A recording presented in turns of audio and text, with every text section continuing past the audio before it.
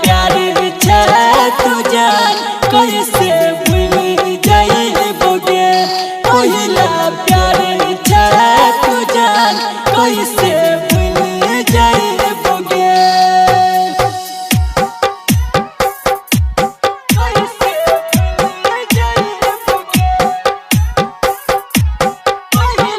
DJ Guddu राज मधुबनी।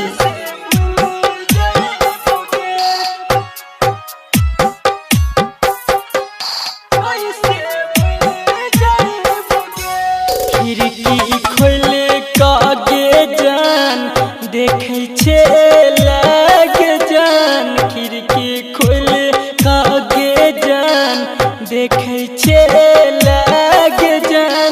कवन कसूर के लिया हमरा भूल लागे जान।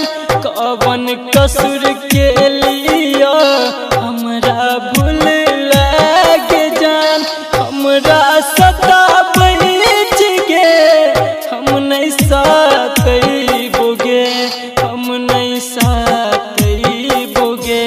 पहिला प्यार छे तू जान कैसे भूल जाइबोगे। पहिला प्यार छे तू जान कैसे भूल जाइबोगे।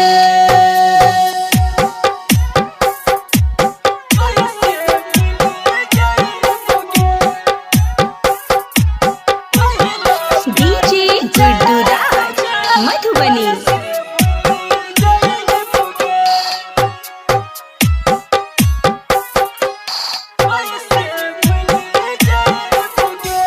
दिल से कैले खेलाबार करबो तोरे से प्यार। दिल से कैले खेलाबार करबो तोरे से प्यार। राइटर विवेक कहो करबो तोरे इंतजार। संदीप सुमन कहो करबो तोरे इंतजार।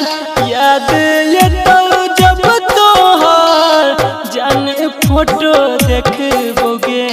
तोहर फोटो देखबोगे। पहिला प्यार छे तू जान कैसे भूल जाइबोगे। पहिला प्यार छे तू जान कैसे